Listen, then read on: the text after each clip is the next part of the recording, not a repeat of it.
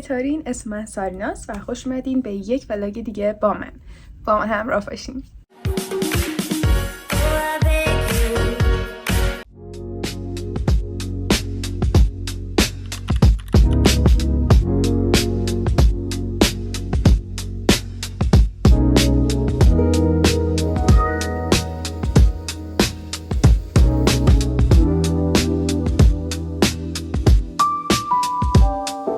خب بابا چی داری درست می‌کنی؟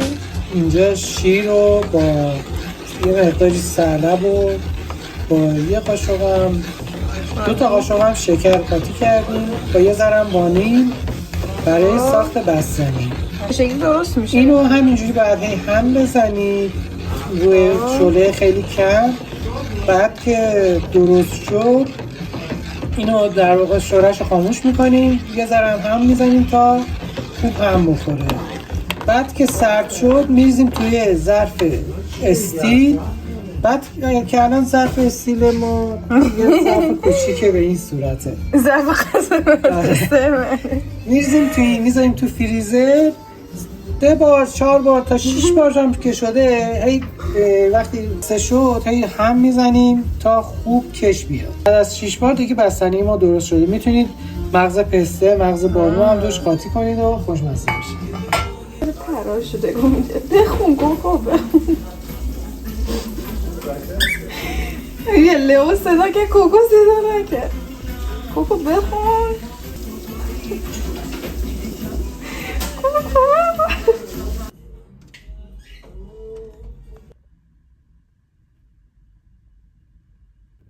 خب بچه اینجا چند تا کتاب دارم که قبلا خوندم و دوست دارم که به شما نشون بدم و اینکه خب خودم هم میخوام کتاب بخونم. بریم ببینیم. اولین کتاب اینه، خیلی دوستش دارم، یعنی واقعا دوستش دارم. کلا زنانی که به جامعه، به جهان در واقع کاری انجام دادن یا خیلی هاشون حتی ما فکر نمی کردیم که زنها انجام داده باشن، یعنی فکر می کردیم که مردا انجام دادن، ولی تو این کتاب نشون میده که خیر، زنها انجام داده بودن اول، ولی خب بعضی اوقات به اسم مردا آقایون در واقع آقایون خورده. خیلی کتاب قشنگیه، ولی خب فکر میکنم برای نوجوانان هست، یعنی یه شخص اینو به من داد و میگم فکر کنم برای نوجوانان هست، ولی خب من دوستش دارم. ببینید نگاه کنید این اشخاص رو داره، ماری کوری و دیگه کوکو شانل هم داشت و نه تو این کتاب فکر کنم نداره. یه کتاب دیگه از همین هست که اون دیگه خیلی بچگونه است، توی اون داره مثلا دوران قدیم داره میگه که زنان اون موقع که این همه سختی روی زنان بوده چطوری اینا از دل واقعا اون سختی خیلی زیاد، تبعیض جنسیتی که بوده در واقع، چطوری تونستن موفق بشن. ماری کوریه که دیگه فکر می‌کنم بیشترتون میشناسیدش، ولی خب همینطوری دوباره ادامه داره. اشخاص دیگه خیلی قشنگه، اگه دوست داشتین حتما بگیرین. بهش نمیدونم شما هم این شکلی هستین یا نه، مثلا یه کتاب یا دارین و اینا ولی میگیرین. یعنی من حتی فکر کنم اینو با آدمای سمی اینو گرفته بودم ولی نمیخونم، نمیدونم. اسمم الان که ذره احساس میکنم بزرگتر شدم دوست دارم بذار کتابای داستانی بیشتر بخونم، یعنی فکر کنم همه برعکس من باشن، ولی خب من بچه تر که بودم یه جورایی مثلا چند سال پیش فقط کتابای روی روانشناسی میخونم این شکلی، یعنی در احساسات مثلا تیکایی از یک کل منسجمو خیلی دوست دارم، یعنی الانم دوست دارم، نه که دوست نداشته باشم، اونو خیلی خیلی اصلا عاشقشم. مثلا عادت‌های اتمی اینا رو واقعا خیلی دوست دارم. حتی من این 2 تا کتابو به یکی از دوستام واسه تولدشون هدیه دادم چون که خودم به شخص خیلی دوستشون داشتم. ولی این کتابای این شکلی الان یه کوچولو احساس میکنم کمتر دوست دارم و بیشتر کتابای داستانی دوست دارم. مثلا من هری پاتر رو همه میدونن، عاشق هری پاترم. دیوونه هری پاترم، یه پاتر هد خیلی قوی هستم، ولی مثلا کتابشو تازه دارم میخونم، الان اولشم، یعنی اصلا اولشم یه جورایی. اونو خیلی دوست دارم نسبت به همه کتابای دیگه، مثلا روانشناسی و اینا، که این کتابایی که گرفتم و نخوندم و تست کنم. اینا رو اول دوست دارم بخونم، بعد برم مثلا داستانی ها رو بگیرم. نمیدونم، منظرم شما این کار درسته؟ این کسایی که خیلی کتاب میخونن، میدونم شدم نباید اینو بخونم، خسته میشم الکی دارم وقت تلف که نمیشه وقت، ولی کلی نمیدونم. نظرتون رو لطفا بگین اگه این ویدیو دارید میبینید. مرسی. پس منظورم از این که هری پاتر رو دوست دارم دقیقا این حالته. حالا خلاصه اینو بخونیم ببینیم که چه شکلیه. حالا برای بار اول از تو فریزر درش آوردیم. میبینید که همونطور که میبینید این بسته شده دیگه نمیریزه. بعد بار اول همش بزنیم، دوباره بذاریم توی یخچال یخ بزنیم. بعد یخ رو یه جوری که هم بزنیم که این حالت یخی در بیاد، آگاهی بشه. دوباره بذارید یخ بزنه. همینجوری که چند بار این کارو بکنید حالت کشدار میشه دیگه، از اون حالت یخی در میاد.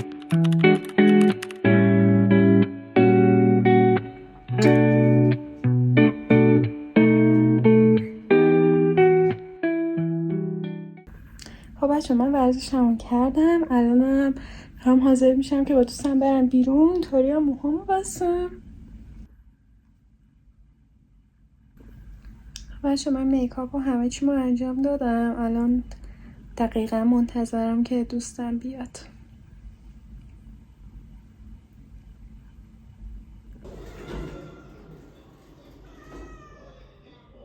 خب بچه حاضر شدم دیگه، الان باید برم پایین. دوستم اومده. آوتفیت چکم. همیشه من اصلا شانس ندارم. آوتفیت چکم هم از اینجا به بالا. خب بچه موها اومدیم. آره باز کن ما اومدیم اسنپ گرفتیم. خب اومدیم اسنپ گرفتیم. برای اسنپ یه جا دیگه بود. بعد ما الان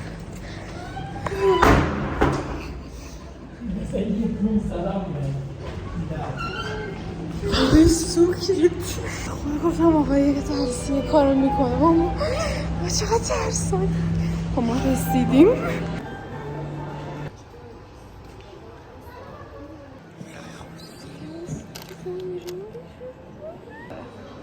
اینا به در مسافرت میخوره. من سیب زمینی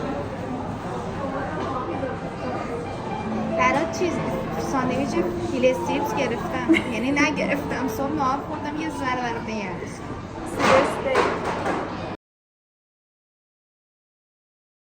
خب امروز وقتی داشتیم میومدیم تو اسنپ، من اشتباه زدم.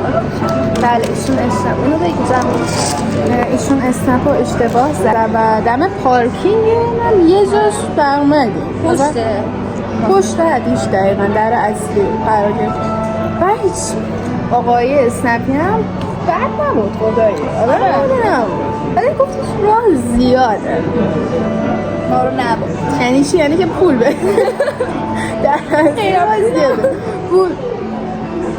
جمال اینا رو نگوشی. و چیکار کرد؟ از یه آقایی که تو پارکینگ نشسته بود پرسید که آره مثلا اینجا راه داره به حدیش مال و اینا، و آقای گفت آره. من و جمالم تو ماشین گفتیم که ماشین رو بتازیم نه چیز کم جمعی جلوتر. بعد چیکار کرد؟ ما گفتیم نری. آره خیلی خطرناک، واقعا خطرناک. جو تاری و یه آقا هم بود خطری. ما گفتیم نری. بعد آقا اسنپی اومد در سمت جمالی رو باز کرد، گفتش که آره اینجا اون کلی میتونید بره دیگه، ما چیکار کنیم؟ آره پیاده‌مون کرد. دقیقا پیاده‌مون کرد. بعد ما هم پیاده شدیم رفتیم به آقایی رو گفتیم که آقا اینجا میشه جایی داره بریم و اینا. آقای رو سیخ و سنگ اونمون که هی میگفتش نه برین طبقه دوم بعد استن بگیرم چون من میگه خب چه کاری مثلا ما اینجا استن میگه الان با چه کاری آره در واقع دوم میخواد کاری کنی بعد دوباره هی میگفتش نه اینجا چرا ببین بالا همونجاست بعد خلاصه این شد که ما فهمیدیم آقای چی گفت منظور آقای این بود که بریم طبقه دوم میرسیم به آره طبقه چندمش میرسیم اول آره اون طبقه دوم بود مثل طبقه اولش بکنم یا دومش نمیدونم گفت میرسیم اونجا بریم من و جمال من بود جمالی بود دویدیم اصلا یه طوری دویدیم سالم فقط دویدیم که وقت آقای نیاد یه کاری با اون بکنه یه طوری دویدن تو زندگیم که دو میدانی اینطور نمیتونم فقط دویدیم ولی سالمیم خدا رو شکر فیلمشو گرفتم ولی توضیحش رو نداده بودم گفتم الان بیام توضیحشو بدم با جمال خانم اسمش مایده است نه جمال فامیلی جماله ماهی بیش میگیم جمال فامیلی جمال زاده است یه چیز دیگه هم داره حالا خلاص الان غذا خوردیم و داریم میریم خونه و آرژانتینم صدا کرده خیلی خوشحالم که آرژانتین میبره دیگه همین دیگه میبینمتون جمع خدافیزی کنم